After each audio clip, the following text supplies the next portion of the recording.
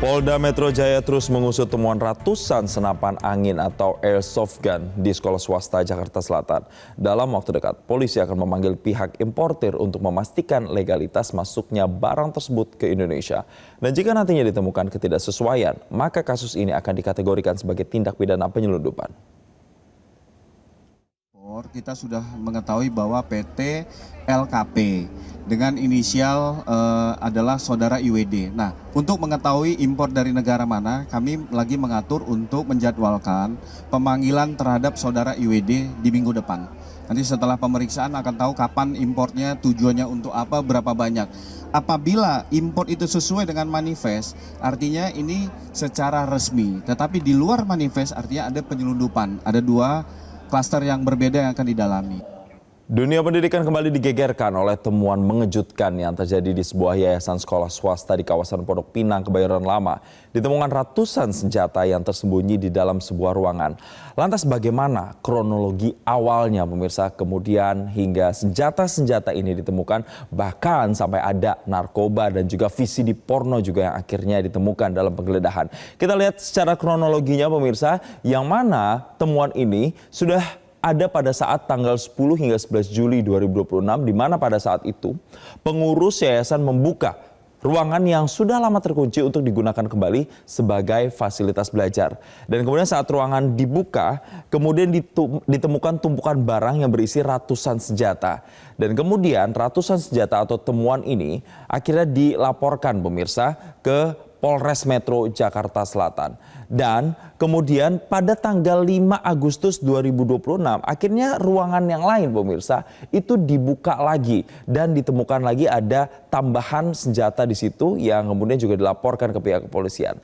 Apa saja yang ditemukan secara spesifiknya pemirsa, kita lihat dari jumlahnya memang sangat fantastis, bahkan hampir 1000 senjata. Artinya ada 995 pemirsa senjata yang ditemukan. Ini mulai dari komponen senjata, amunisi dan juga aksesoris senjata yang mana sudah dikonfirmasi oleh pihak kepolisian ini adalah airsoft gun begitu. Ada juga narkotika yang ditemukan di sana, bahkan juga ada CD porno yang juga ditemukan dari hasil penggeledahan di dua ruangan yang dilakukan di 3 tanggal berbeda yang sudah saya sebutkan di slide sebelumnya tadi pemirsa. Yang kemudian sampai dengan saat ini seperti yang kita tayangkan sebelumnya bahwa pihak kepolisian nantinya akan memanggil pihak berinisial EWD untuk kemudian menjelaskan terkait dengan legalitas dari 995 pucuk senjata yang ditemukan. Apa yang didalami? Yang didalami adalah pastinya izin legalitasnya terkait dengan importir senjata ini pemirsa. Lalu kita lihat lagi dalam slide berikutnya terkait dengan mantan pengurus yang kemudian juga ikut berkomentar atau memberikan statementnya, di mana pihak mantan pengurus menyatakan ada 995 pucuk senjata yang merupakan airsoft gun, bukan senjata api. Kemudian diklaim ini mempunyai izin atau memiliki izin dari Perbakin dan juga kepolisian.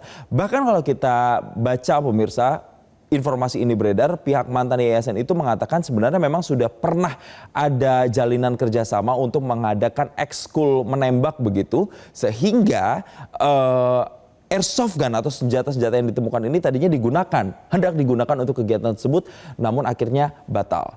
Dan airsoft gun ini memang tadinya ingin dilakukan untuk ekstrakurikuler di kepengurusan yayasan yang sebelumnya pemirsa.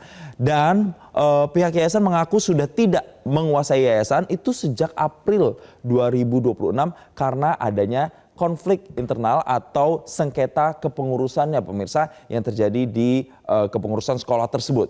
Kita akan lihat lagi bagaimana sejauh ini polisi juga menyelidiki atau mendalami kasus ini pemirsa, di mana polisi sudah mengamankan seluruh barang bukti. Kemudian kasus ini masih dalam tahap penyidikan. Dan sekali lagi seperti tadi dikatakan bahwa pekan ini nantinya akan dipanggil salah satu mantan pengurus yayasan yang kemudian berinisial IWD untuk nanti didalami keterangan-keterangannya. Karena IWD sendiri ini menyatakan bahwa sudah berizin sebenarnya senjatanya dan akan digunakan tadinya untuk kegiatan ekstrakurikuler.